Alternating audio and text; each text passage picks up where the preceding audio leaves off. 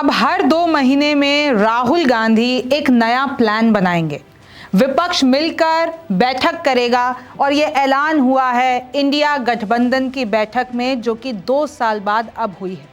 अब कैसे विपक्ष ने अपनी शक्ति दिखाई है, वो कौन से 5 बड़े फैसले हैं जो इंडिया गठबंधन ने लिए हैं, कितनी ताकतें एक हुई है और बीजेपी को कैसे ललकारा है। रिमझिम के 5 पॉइंट्स में आसान भाषा में आपको यही जानना है। सबसे पहला पॉइंट है, इंडिया ने दिखाई अपनी शक्ति, गठबंधन ने दिखाई अपनी शक्ति, और अब यह है कि 5 बड़े फैसले ऐसे कौन से लिए हैं। दूसरा है, दिल्ली में कितनी विपक्षी ताकतें एक हो जाती हैं अभी। फिर तीसरा देखिए, सोनिया ने ममता को गले लगाया और ये एक तस्वीर बहुत तेज़ी से वायरल हो गई। इसके पीछे की कहानी क्या है ये भी आपको जाननी है, और इस बैठक के टॉप वायरल कंटेंट, टॉप जो मोमेंट्स हैं वो कौन से रहे ये आपको जानना है। चौथा है, 3 साल में इंडिया से कितनी पार्टियां अलग हो गई, क्या सीएम विजय इंडिया गठबंधन में शामिल होंगे और उनको क्यों वो इसमें नहीं आए, इस वाले बैठक में नहीं आए, ये आपको जानना। और 5वां है, पिछली इंडिया की बैठकों का असर क्या हुआ था। इससे पहले 6 बैठकें हो चुकी हैं, उसका असर क्या निकला और अब इसका असर क्या पड़ सकता है ये भी आपको जानना है। नमस्ते, मेरा नाम रिमझिम जेठानी है और आप मेरा शो रिमझिम के 5 पॉइंट्स देख रहे हैं।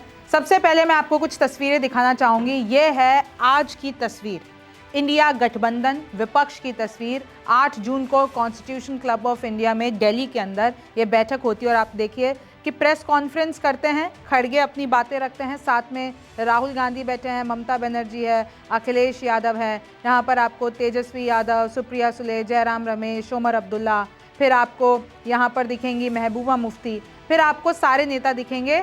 और इसी तरीके से इन्होंने पहले एक बैठक की थी और जो भी इन लोगों की गाइडलाइंस हैं, जो भी इन लोगों के फैसले हैं वो किए। अब टॉप मोमेंट्स कौन से रहे, एक तो देखिए कि कैसे हाथ में हाथ डाल के किसी बात पे हंसते हुए राहुल गांधी और खड़गे नजर आए।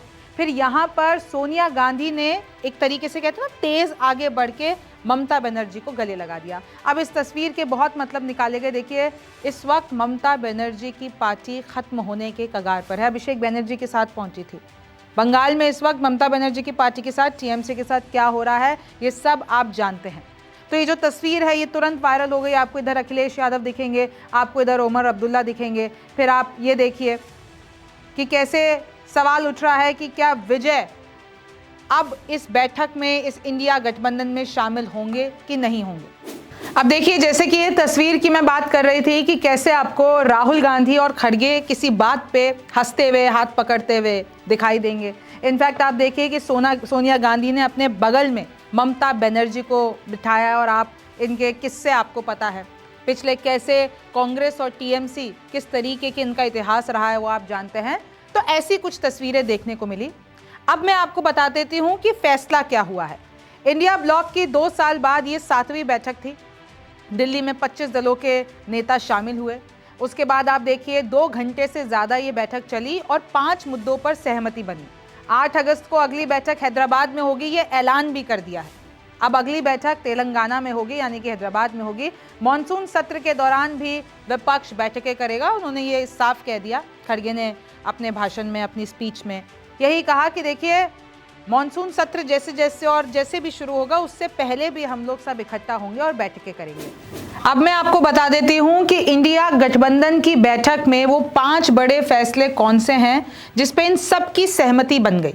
सबसे पहला फैसला ये हुआ कि जो एसआईआर और मतदाता सूची में हेरफेर हो रहा है, चुनाव की निष्पक्षता पर सवाल उठाए जा रहे हैं, इसके संबंध में मुख्य न्यायाधीश को पत्र भेजा जाएगा और तुरंत भेजा जाएगा। सीजेआई को ये लोग पत्र लिखेंगे सब मिलकर एसआईआर पर और जो भी इस वक्त स्थिति चल रही है। दूसरा है, नीट और सीबीएसई के छात्रों के साथ धोखा हुआ है और इसके चलते इंडिया गठबंधन की ये मांग है कि शिक्षा मंत्री तुरंत इस्तीफा दे। आपको पता है कि कैसे कॉकरोच जनता पार्टी का जब ये जंतर मंतर पे प्रदर्शन हुआ था, उन लोगों की भी ये एक ही मांग है कि हम तब तक प्रदर्शन करते रहेंगे जब तक इस्तीफा नहीं दे देते धर्मेंद्र प्रधान, यानी कि शिक्षा मंत्री। हालांकि देखिए, कांग्रेस की अलग स्ट्रैटेजी है, कांग्रेस का जो एनएसयूआई है, यूथ है, वो अलग तरीके से सारे जगहों पे प्रदर्शन कर रहा है और कॉकरोच जनता पार्टी ने ये कहा है कि भाई हम लोग जो है तब तक नहीं रुकेंगे, हर जगह कई कई इलाकों में प्रदर्शन करेंगे जब तक शिक्षा मंत्री इस्तीफा नहीं दे देते, जब तक वो अकाउंटेबिलिटी नहीं ले लेते। अब तीसरा पॉइंट क्या था? आर्थिक संकट, बढ़ती बेरोजगारी, महंगाई, किसानों तथा जन सरोकारों से जुड़े अन्य महत्वपूर्ण मुद्दों पर चर्चा के लिए मोदी सरकार एक सर्वदलीय बैठक बुलाए। ये जो अभी हालात चल रहे हैं, रुपया गिर रहा है, इकोनॉमी की जो हालत है, उधर स्ट्रेट ऑफ हॉर्मुज के कारण जो हमारे इधर महंगाई बढ़ रही है, तो इस पर एक सर्वदलीय बैठक होनी चाहिए और उसमें विपक्ष अपनी आवाज, अपने सवाल उठाएगा। चौथा है, इंडिया गठबंधन के सभी दल हर 2 महीने में बैठक करेंगे और अगली बैठक इन लोगों ने बता दिया कि कांग्रेस जो है अगस्त में हैदराबाद में करेगी, यानी इंडिया गठबंधन उसमें पूरा शामिल होगा।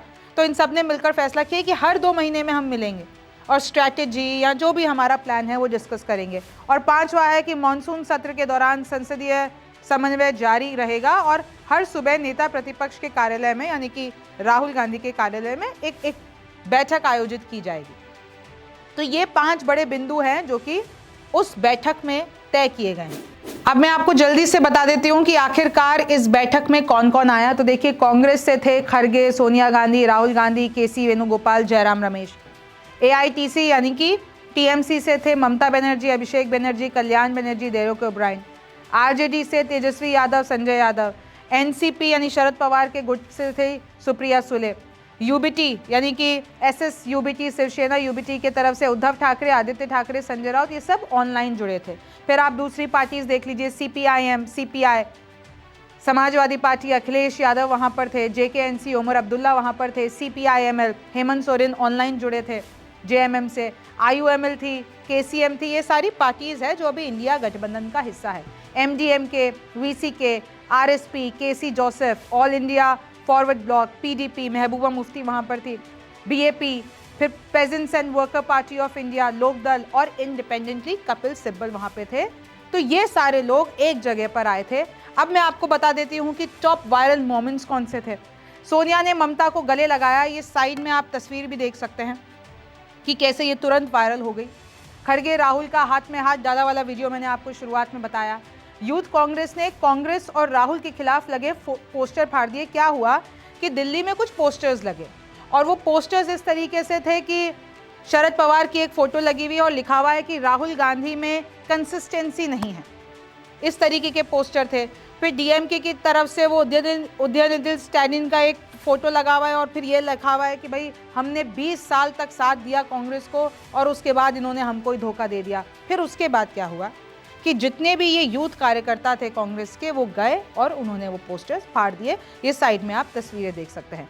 फिर इसी बीच देखिए, कांग्रेस विधायक बोले कि 2029 में इंडिया ब्लॉक की सरकार बनेगी और ये तैयारी कहीं ना कहीं उसी के तरह से हम कर रहे हैं, हर 2 महीने में बैठक करना, अपना जो भी पूरा सबका एक मुद्दा है वही उठाना।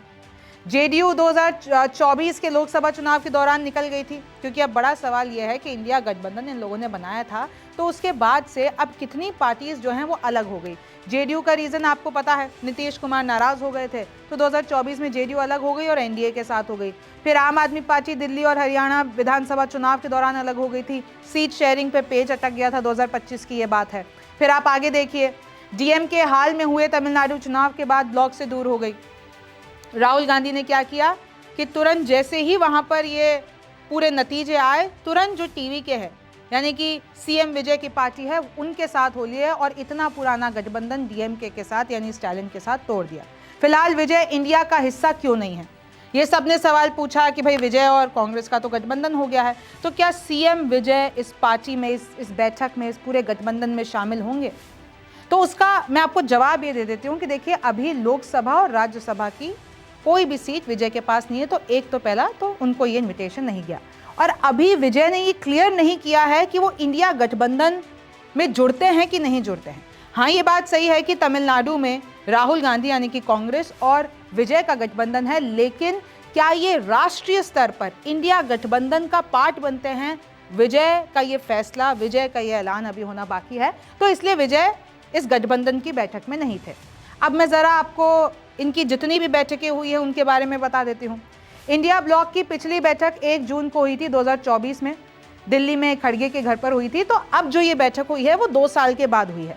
अब देखिए, आप याद कीजिए कि पहली जब बैठक हुई थी इंडिया गठबंधन की, पटना में हुई थी, जून 2023 की बात है, पहली बैठक थी। उस वक्त राहुल का एक बयान बड़ा वायरल हुआ था कि हमको साथ मिलकर बीजेपी को हराना, और एक तरीके से इन्होंने नारा दिया था कि हम जो भी ये शक्तियों का एक कर रहे हैं वो इंडिया गठबंधन इसलिए कर रहा है क्योंकि हमको मिल के बीजेपी को हराना है। फिर बेंगलुरु में जुलाई 2023 में हुई 26 पार्टी आई थी, नाम रखा गया इंडिया। इस बैठक में ही गठबंधन का नाम फाइनलाइज हुआ था। फिर मुंबई में हुई थी सितंबर 2023 में, सीट शेयरिंग पर एक तरीके से इनको डेडलाइन और बहुत सारी चीज़ें इन लोगों ने डिसाइड की थी। फिर 2024 लोकसभा रिजल्ट की जो इंडिया का सबसे बड़ा असर आया, और कहीं ना कहीं वो इंडिया गठबंधन का असर दिखा, वो लोकसभा के नतीजों में भी दिखा, जहां पर बीजेपी को 240 सीटें आई, कांग्रेस को 99 और इंडिया ब्लॉक को कुल तौर पर 234 सीटें आई। अब देखिए 10 साल बाद वही बात है कि Rahul Gandhi leader of opposition बन गए। अगस्त 2025 में राहुल गांधी के घर पर एक डिनर हुआ था, उसको हम इंडिया गठबंधन की बैठक नहीं कह सकते, लेकिन स्ट्रैटेजी डिस्कस करने के लिए 25 से ज़्यादा पार्टीज वहाँ पर आए थे, लीडर्स वहाँ पर आए थे, और इन लोगों ने डिस्कशन किया था। और मुद्दा ये था बिहार वोटर रोल SIR। लेकिन कहीं ना कहीं उसका उतना असर, हाँ कांग्रेस ने, हाँ इंडिया गठबंधन ने सवाल उठाए, लेकिन उसका कोई असर देखने को नहीं मिला। आपने बंगाल अपने हाथ से निकलवा दिया। अभी ममता बनर्जी की जो स्थिति है वो आप सबको पता है, बंगाल आपके हाथों से चला गया। चलिए ठीक है, तमिलनाडु में आप खुद तो कुछ नहीं कर पाए, लेकिन आपने गठबंधन करके आप अब सरकार में हो। ये बात तय है कि इंडिया गठबंधन और राहुल गांधी, अगर मैं कांग्रेस की बात करती हूँ, इनका अभी दक्षिण पे फोकस है। 4 राज्यों पर अभी कब्जा है, एक आंध्र प्रदेश बचता है। तो अब इन 5 बिंदुओं पर आगे की जो भी इन लोगों की एक पूरी जर्नी है वो तय होगी, और 2 महीने बाद फिर ये लोग तेलंगाना में मिलेंगे। अब इसका कितना असर होता है, सवाल ये उठते हैं, क्या ये सभी लोग राहुल गांधी के लीडरशिप के अंदर तैयार हैं? क्योंकि ऐसे कुछ बहुत सारे सवाल हैं जो अभी भी उसमें डिस्कस नहीं किए गए हैं। अचानक से DMK का साथ छोड़ देना, कांग्रेस का वो डिसीजन था, इन्होंने तो इंडिया गठबंधन से नहीं पूछा था। तो क्या इस बारे में बात हुई? क्या बंगाल की हार के बारे में समीक्षा हुई? बहुत सारे ऐसे सवाल हैं। अब देखिए कहाँ जाता है ये सब कुछ। आपको क्या लगता है मुझे कमेंट सेक्शन में ज़रूर बताइए। मेरा नाम रिमझिम जेठानी है, आपसे फिर मुलाकात होगी।